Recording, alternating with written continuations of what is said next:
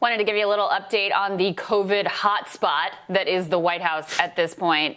Throw this new reporting up on the screen. I mean, this is mind-blowing. So 34 people connected to the White House, a lot more than we knew before. Yesterday, we had the number in the 20s, have been infected by coronavirus. Just to give you a sense of what a mass super spreader event the White House, and in particular, they seem to have traced the initial spread back to that Amy Coney Barrett nomination ceremony. So yesterday in all of D.C., they had 45 new cases. The White House alone has 34. Now, not all of those cases were yesterday, so I'm not saying they're accounting for all of the D.C. spread, but actually a significant portion of all of the new COVID cases in D.C. are coming from the White House. And one of the things that has been, their communication on this has been terrible. It's been bungling. It's been misleading. They've been clearly trying to hide things. One of the things that we still cannot get a direct answer on, which becomes highly relevant, is when was the last time that the president got a negative test? Yeah, that's right. And we had been told that he was getting tested every single day. Now they've admitted they changed that to he gets tested regularly, but they still won't tell us exactly when is the last time that he tested negative. So it's very hard to discern, when did he get it? Who was he around? How do you do contact tracing when you don't even know whether he was infected when, people were around him? Look, here's the truth. They got very cocky with this rapid testing Absolutely. system. And in general, it kind of worked out for them for months because they've been cavalier about this for 7 months. Yep. But somebody slipped through. And I want to reiterate this, because I didn't know this, which is that it's not like if you have COVID, you'll set it off. You have to have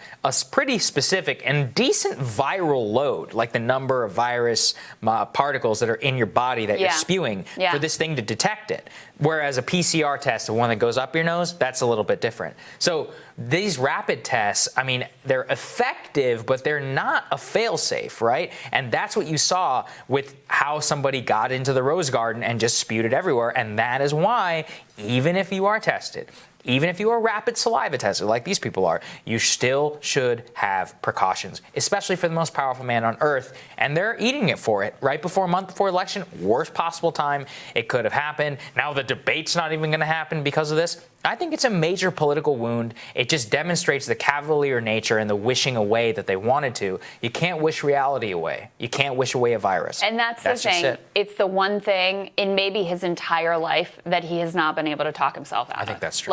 This thing landed so hard. And so the polling that we've seen reflects exactly what you're saying. The polling that came out after his public coronavirus diagnosis was even worse for him than the polling that immediately preceded the debate, because I think it put on display all the worst parts of the last few months. His response to it could have been completely different. It could have been a humbling moment. It could have been a humanizing moment, but he was just not capable of that. Yesterday, he put out another one of his, I'm doing amazing and we're doing great videos from the White House. Let's take a look at that. Because I feel great. I feel like perfect. So I think this was a blessing from God that I caught it. This was a blessing in disguise. I caught it. I heard about this drug. I said, let me take it. It was my suggestion. I said, let me take it. And it was incredible the way it worked. Incredible. And I think if I didn't catch it, we'd be looking at that like a number of other drugs. But it really did a fantastic job.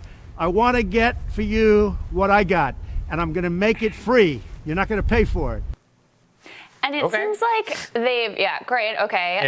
it seems like they have long been betting on finding some kind of magical elixir that he could just silver bullet, put out the vaccine or the magical cure, as he described Regeneron yesterday, that he had taken as a cure rather than a therapeutic. Regeneron's not a drug, it's a company. Just so everyone knows. I also didn't know that. I had to look it up. Yeah.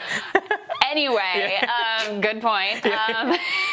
He clearly wanted to have this silver bullet before Election Day, and it didn't manifest. They hoped that they could just magically reopen everything because they had a vaccine. The FDA now has pushed back. They wanted to have more aggressive sort of protocols so that there was still a potential of a vaccine coming out before Election Day. That is now off the table because the FDA was like, no, we're not doing that.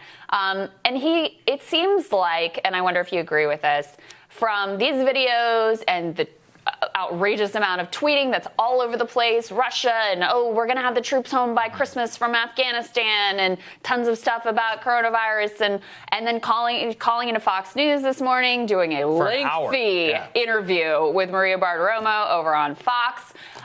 It feels like he kind of understands that he's in real electoral trouble. He seems like he's desperate and grasping at straws at this point. Trump is a fox. You put him in a hole, he's going to try and do something to get out of it. Yeah. I've seen him in this position many, many times before. And look, he trusts his instinct, which is to do this, throw everything at the wall that sticks. It's what he did in 2016. It's what he did in 2018, what he did in 2019. He's trying it now. The issue is, this isn't Access Hollywood. Right. This isn't something political. It is real to people's lives. So unless you do something on that front, there's no getting out of it. And I just don't think that has computed for him or for the White House. And one of the things that he threw at the wall, the ending of the stimulus negotiations, was a complete and utter disaster. I mean, that is like a lead brick tied around his foot, dragging him down as we come to Election Day. So to me, it feels like there's a sense of desperation, and all of the things, all of the bag of tricks that he has used to such great effect in the past,